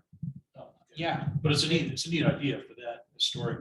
But if they get a new fire department or a new firehouse, And that would be a time to bring that up. because they needed Oh, because access. they're right. Yeah, they they need run right access. down that road back and forth. That's come up quite a few different times in the last 25 years. Yeah, I think they've done some initial assessments. One-way streets are a little bit of a trigger word for me because in the planning profession, we do not recommend one-way streets anymore because they actually lead to more pedestrian deaths, more accidents, and actually can lead to a decrease in economics for that area that has a one-way street, which is fascinating. You don't think that it would do that, Being but new to the area, we're pretty new to the area, the intersection right there. at Main It is a Street silly, and Vine yeah. Street is already It's so nasty. ridiculous, and making that one way would It's probably like- be an improvement. It's like the idea of a year or two ago, we heard they're gonna put a roundup going around the way by Jolly's on there. Oh, yeah. Roundabout? A roundabout, yeah. No. Yeah, but can you imagine bringing logging trucks and stuff around that thing? Coming to a stop, and that's gonna be kind of. Yeah, I don't think that's in the cards. Have you heard about that anyway? I have not. I know I've just talked to Matt about the Minor Street because I brought up a lot of cities are turning them into pedestrian malls and just completely getting rid of the traffic. And that actually has shown some really good results in terms of downtown enhancement and increased economics for Correct. You could businesses. I like that. You could have a 15-mile-an-hour zone where you barely crawl through there. Yes, sir.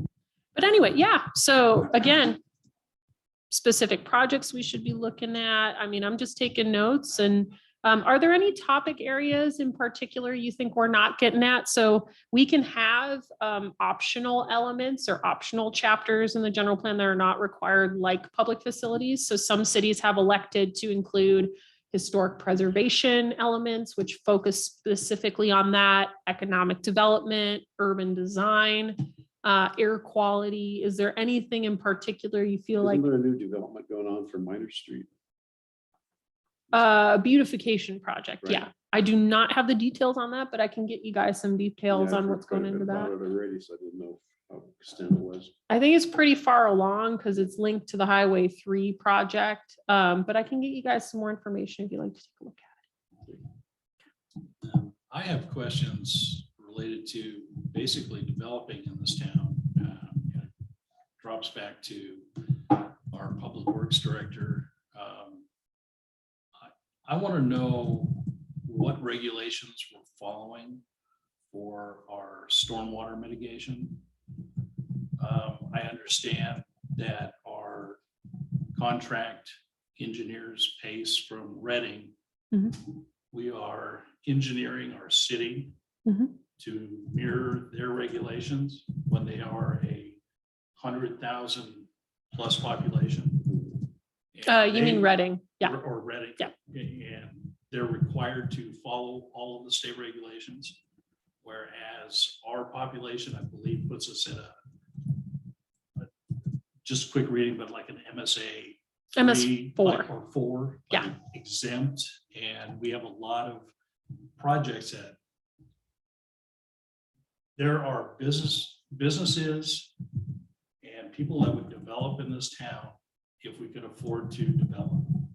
But if we are following every regulation based on engineers from Reading that are requiring us to meet their regulations for their city, Mhm. we are doing a complete disservice to this entire community.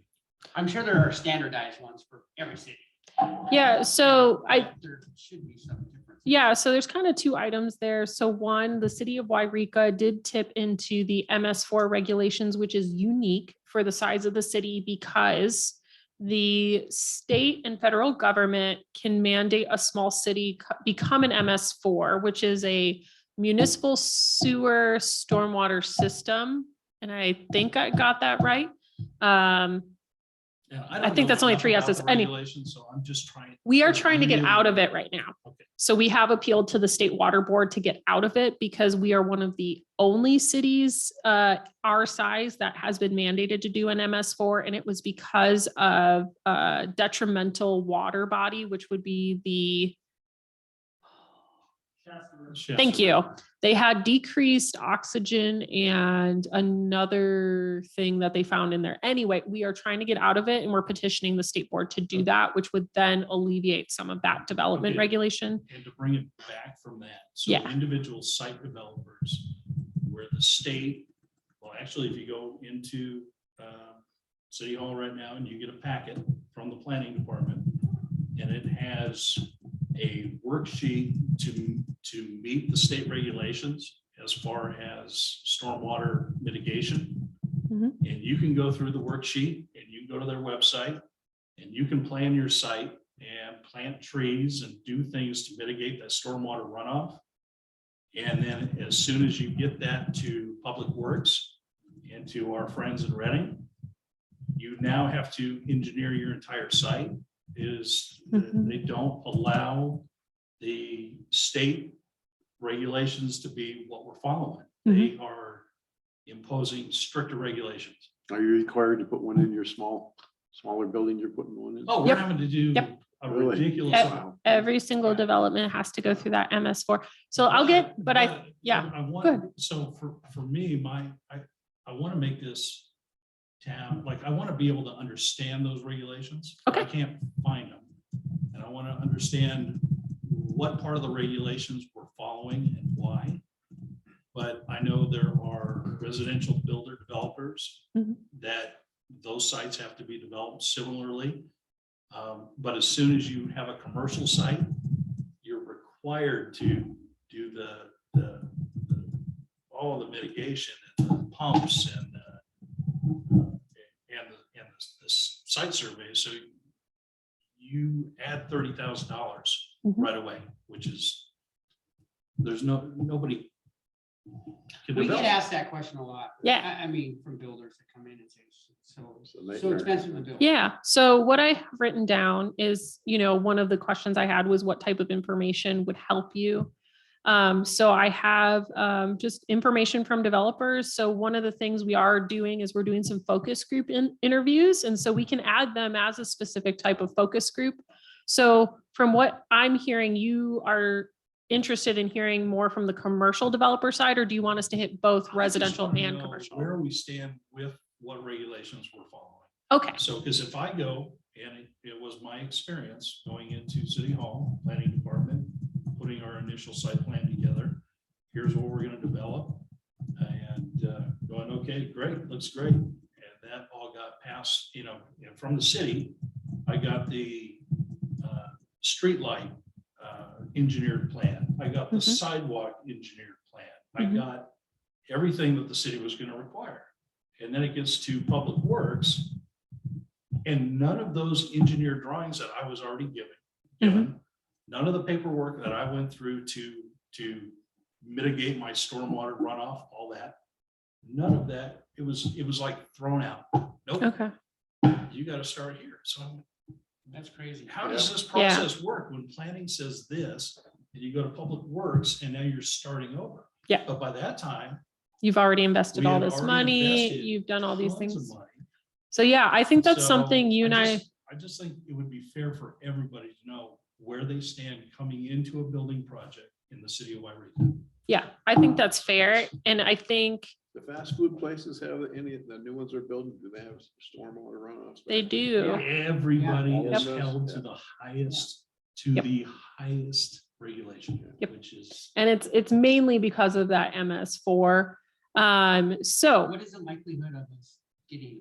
we have a good argument. So in terms of that process, Matt Bray basically went through the process of requesting that from the water board, and we should be hearing back pretty much. We were supposed to hear back by the end of the last calendar year. And the way that it works is it's basically kind of like a protest vote. So if the water board doesn't respond back to us or say that they want to keep it in place, then we can get rid of it. So we're in that kind of limbo stage of waiting for something from them if they're going to protest us getting rid of that MS4 for our area.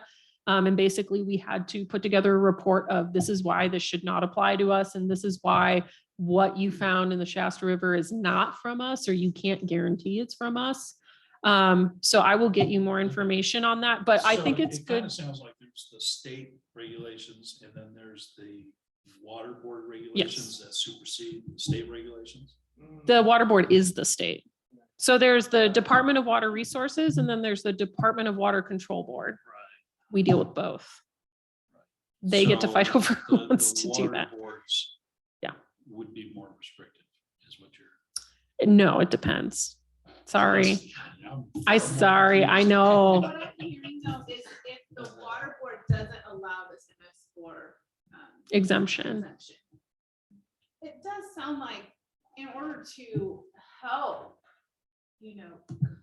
business owners and people who are wanting to improve the economic development, wouldn't it be better to have a little bit better communication Mhm. at the outset? Yeah, that's what I was gonna say. I think it would be good for you and I to meet offline to talk about the whole process Yeah, because. I didn't mean to Oh, take no, over. no, you're good. This is perfect. This is the appropriate time to do this. No, because. No, we've heard this before. Yeah, no, and it's something, so one thing that happens with a lot of small cities is you get very stagnant in your regulations because you just don't have the human capacity to update them. You don't have the human capacity to deal with just every single update that's coming up all the time. The amount of and it's every state. So I've worked with small cities in Iowa, Minnesota, Wisconsin, also have to do the MS4. Hear the exact same thing there, which is a little bit different there because we got a lot more water in the Midwest. But this is good because what happens is we become stagnant as a small city and we start to do things a little improperly. We start to kind of flex the rules because the rules aren't keeping up with developer needs. The rules aren't keeping up with our needs, and then those aren't being communicated. And some people may be doing the best job that they can in communicating, but there's always something that we can be doing better. So it's something that we've already talked about. So we've already instituted a couple of steps right now where any new development, even if it's a single family home, we're doing what we call a pre-application meeting. So before they even give us money, we meet with them upfront, all of the department heads at one time, and then we talk to them about, and I think the city has done this in the past, and we may have gotten out of that. But in your case, what would have happened is I would have arranged a meeting with you, any engineering representative, anybody you want to bring to the table. And then every single department head up front meets with you. We get a concept of what you want to do, where it's not necessarily engineered, but we get the gist of what you want to do. And we get that ahead of time. We all take a look. We have questions, we have pointers. And then especially if we have specific properties that we know may be a problem or have some history, during that pre-application meeting, we have an open conversation, we take notes, we set expectations of each other, and then we become clear on what the expectation is going to be. So that's something that we can do to continue to make that better. I think we can make our application process much more streamlined so that, we're not asking for redundant information 9 times in two different ways. That's not really a problem. Yeah. It kind of breaks down to, the state says you can mitigate by planting 18 trees. Mhm. And then you're asked to put in swales and vaults and pumps and tie into stormwater systems where the state regulate, like what the Mhm. planning department is currently giving away to applicants to fill Mhm. out and figure out if that's just going to get thrown away. Yeah. You need to know ahead of time, because here I brought to the city an engineered building with an engineered foundation going on a flat plot with, we're not Mhm. looking for a zoning exemption or anything else, but you just come to plan. Oh yeah, looks perfect, looks great. Oh yeah. By the way, none of that works now. Mhm. Go have somebody engineer it and re-engineer drawings that are already done. Yeah. Well, okay. Yeah. And so, yeah, like I said, there's a lot of nuances to it in specifics, but like I said, there's always ways that we can get better working with everybody, especially developers, and the communication part, in my opinion, working with other small cities is where it degrades. And so we need to catch that, and we need to make sure everything's ready to go ahead of time. I want to see the guys that I know that are ready to build, be able to come into the city and build. Yeah. And make it economically feasible. Yeah. And I think, like I said, I think it still would be really good to consider them as a focus group during this process, to ask them some very pointed questions about, what can we do to be more clear, or what regulations do you see as a pretty significant barrier?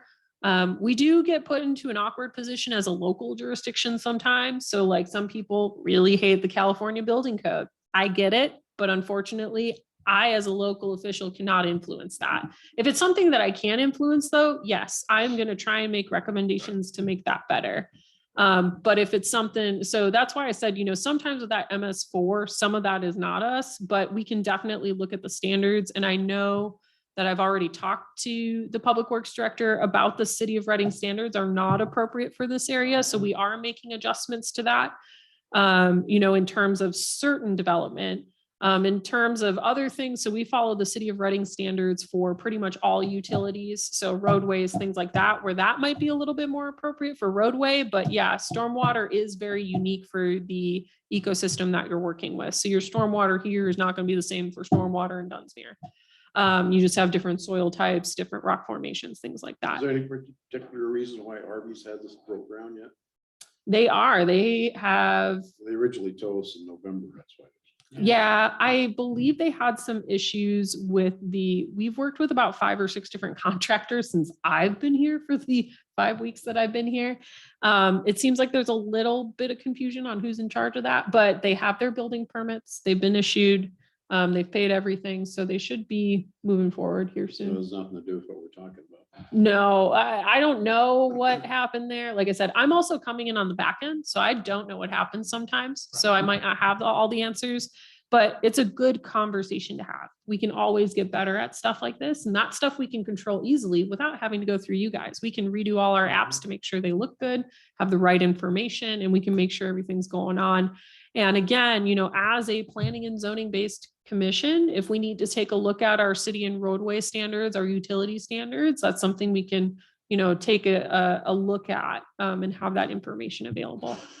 So we always can get better. So I don't want to take too much time talking to you guys about this stuff. If you want to talk some more about this today, we can, or like I said, I'll send you guys an email with the questions in it and in a Microsoft Word attached as well. So if you want to go to town on it, go for it. And like I said, even if it's something like you had a bad experience, I think being honest and open about that experience is what's going to make me able to give you the right recommendations to get better and to fix the things in City Hall. So I appreciate that. Yeah. Happy to come down and talk to you. Yeah, I actually prefer working with people who hate me. So, Oh, no, I hate you. Yeah. oh yeah. I just found I've built in other counties Mhm. and never had issues like this. Yeah. We thought we fixed this several times. Yeah. We've addressed a lot of the issues in the past.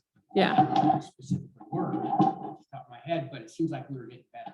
Yeah. And then Yeah, again, mandates change, and I think it's a lack of communication.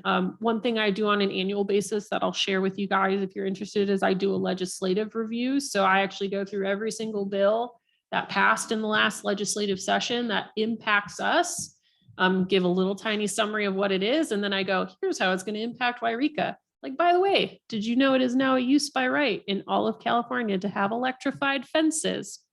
So if you do not have an ordinance prohibiting an electric fence, you can put one up now and I can't say no, which I don't know why they did that. I don't even try to get into the head of that person. But yeah, we kind of try to address things like that. It's like, maybe electric fences on residential properties is not a good idea. So you'll be seeing a little tiny ordinance change from us here coming up here soon. So yeah, so I do a legislative memo where some of that stuff comes out, where we might catch some of those things where it said, okay, this is going to make development a lot more cumbersome. Anytime you see a building code update, Yeah. every state's like that. Does the city ever go through and check all these things that shouldn't be in the city? In terms of, as city staff, if I have direction, so that's a big reason why having a good general plan is important, is if your general plan is very clear about like, we do not want sexually oriented businesses. Or juice bars? Well, it's hard to kind of say no to a juice bar. I mean, if you're talking about like steroids juicing, You know, they approved one for the city here? oh, no.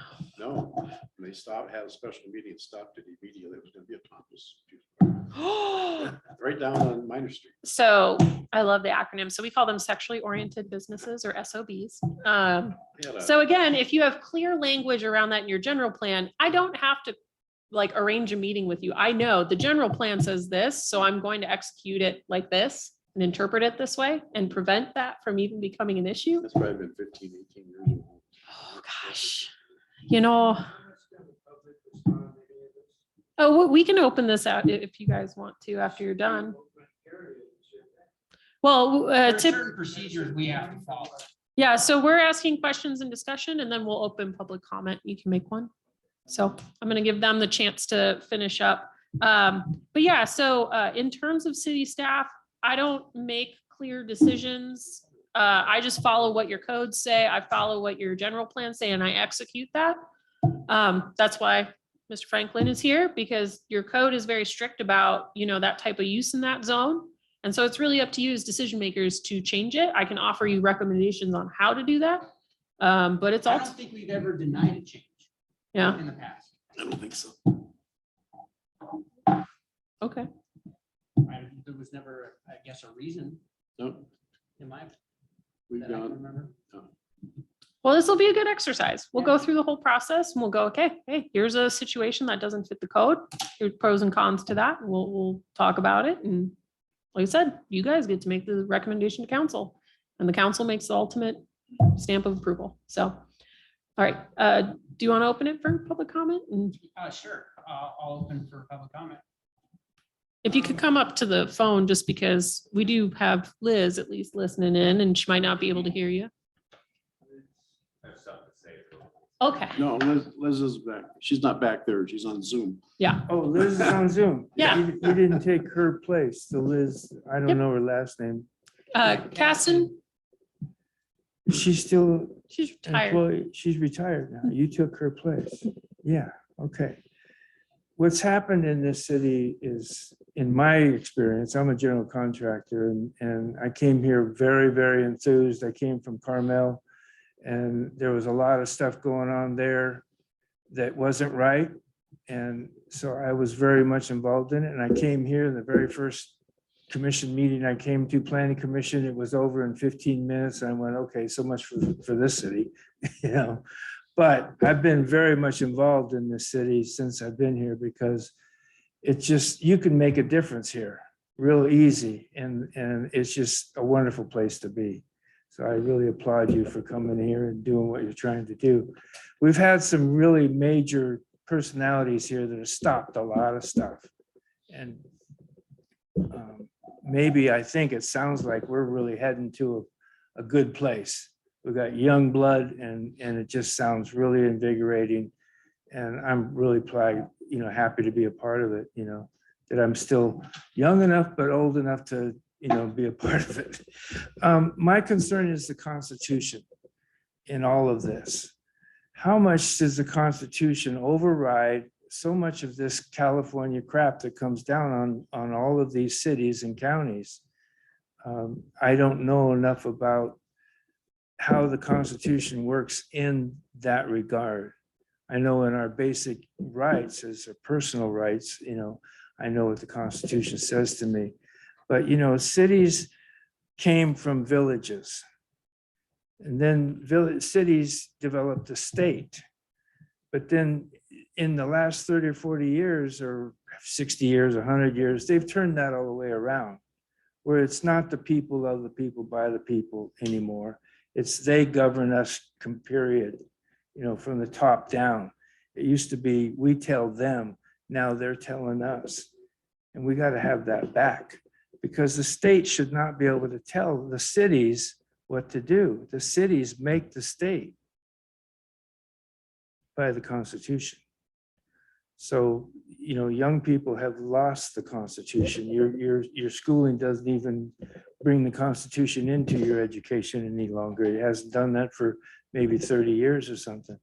But we need to bring that Constitution consciousness back so we don't lose that, because that's how our country was founded. And that's the freedom that we've enjoyed today, that you still enjoy today, that we're losing day by day, minute by minute. Well, we were. But now the people are waking up day by day, minute by minute, and I think we're going to gain on it, but we need to have that discussion, in that part of the discussion in all of this stuff.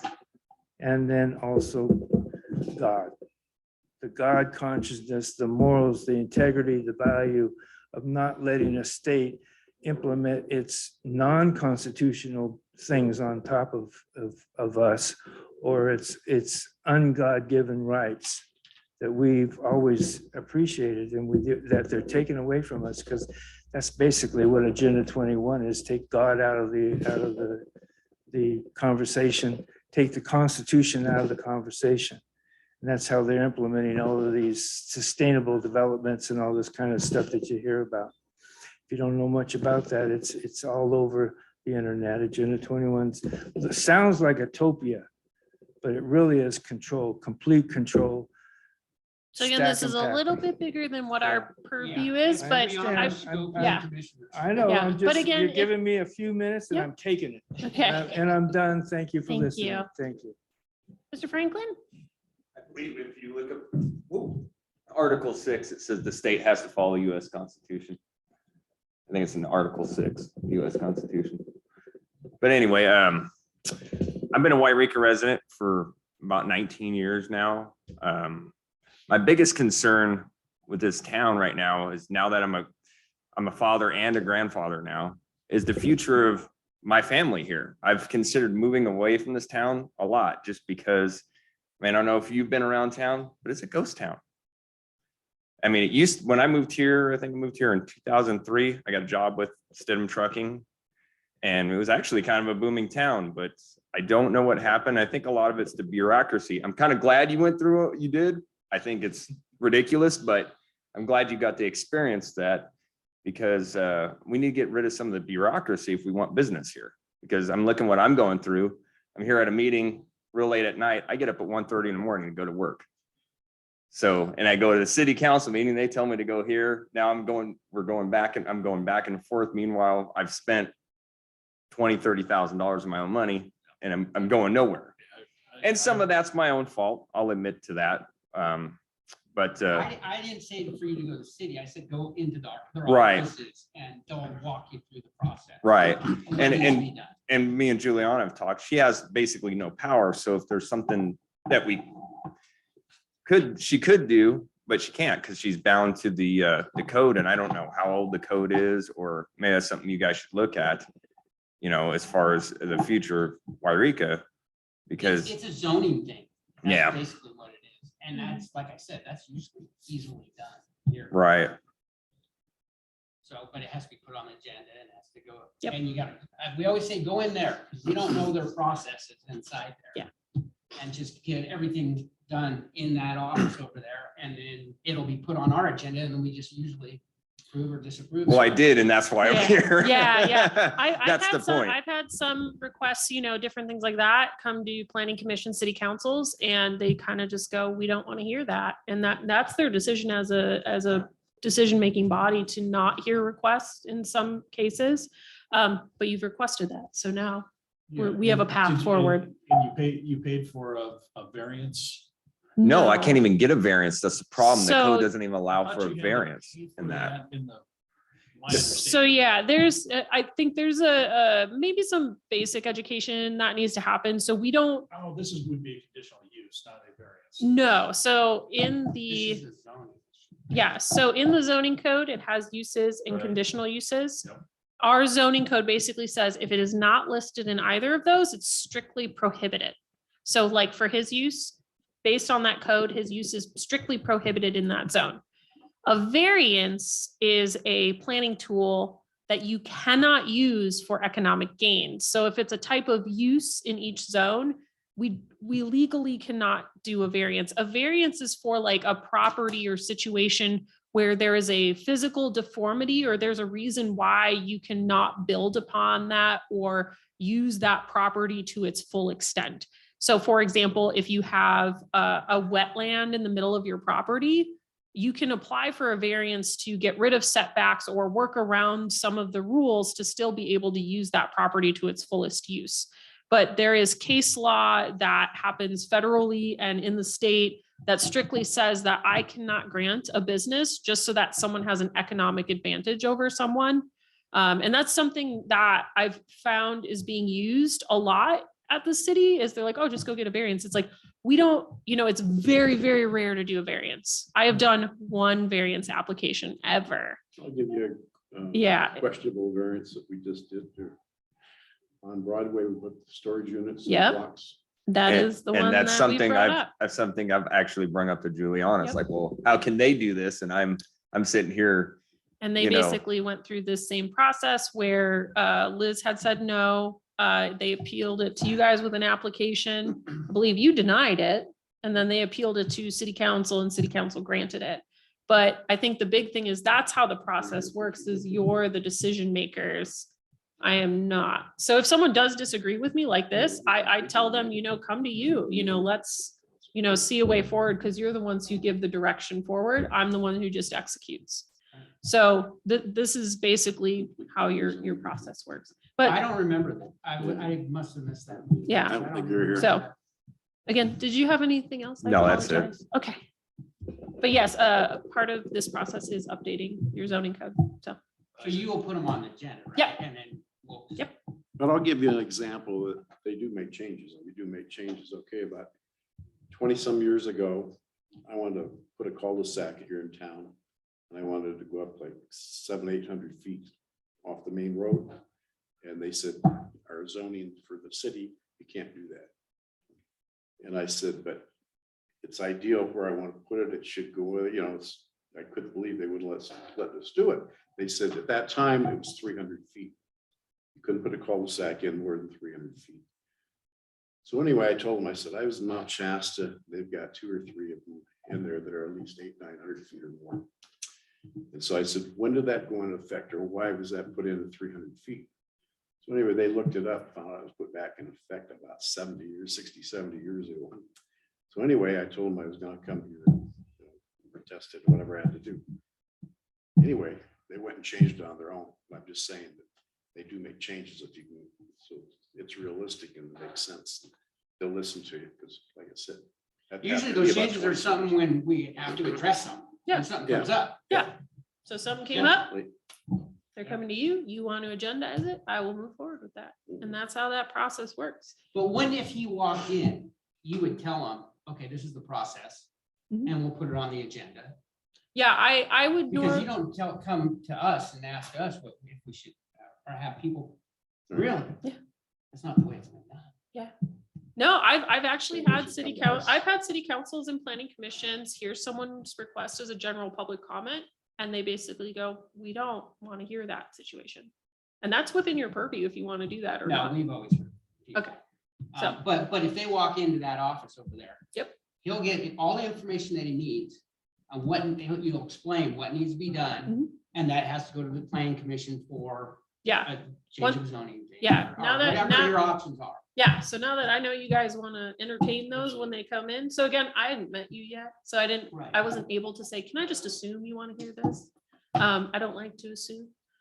So that's why I said, But he come. wouldn't even have to come here to request. it. Correct. We'll do that in the future now, but I didn't know if you wanted to hear it or not. Oh, God, no, take it. Okay, take care of all like I that said, stuff. I have worked with a lot of different cities and there's some quirky little planning commissions that certain things are just a no-go. No, because you do all, you do all the staff research and do everything, and then you just bring it to us and give us a recommendation, and then if we have questions, we Yeah. debate it and then follow through with the. That would be a lot easier than what I've been going through. Yeah. And So again- that's why I got confused. I go, you shouldn't have to, everybody shouldn't have to come in here. No, Yeah. go over there, you know? Yeah, like I said, if it's a change, something like this where, and in my opinion, the code is outdated, the code is, I mean, I believe quoting myself, it's a little silly in certain circumstances. Right. So we will do that now. But like I said, I felt more comfortable having him come to you in the city council and taking that direction. You say, yeah, we want to hear this case. Like I said, maybe you did get a topless juice bar that wants to come in and I told them no. Do you want to hear their request? We never have heard some of the requests in the past. To be I mean, Yeah. So anyway, but we digress. It's getting late. So you're in charge. That's the last We've item. done it. We've done everything on the agenda, right? Yep. All So, right, close meeting. okay, thank you. At 8:34. That's the longest meeting I've been